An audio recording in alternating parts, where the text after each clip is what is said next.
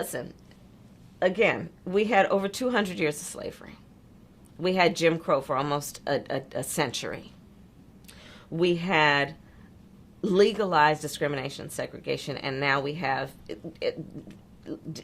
segregation and discrimination that is not legal but still exists and is a barrier to progress.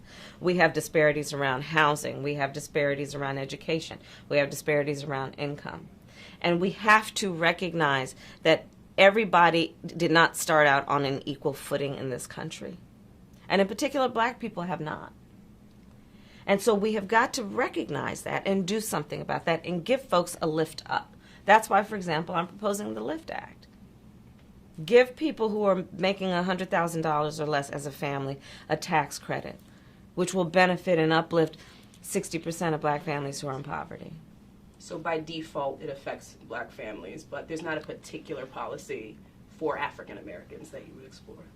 But no, if you look at the reality of who will benefit from certain policies, when you take into account that they're not starting at the same place and they're not starting on equal footing, it will directly benefit black children, black families, black homeowners, because the disparities are so significant. So if we focus on the specific issues that have resulted in the greatest disparities, and we understand that that's part of why we're doing it. Listen, the reality also is this. Any policy that will benefit black people will benefit all of society. Let's be clear about that. Let's really be clear about that.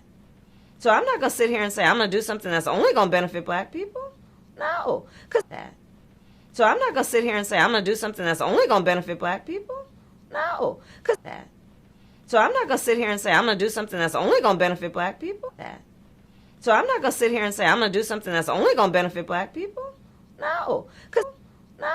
Because whatever benefits that black family will benefit that community.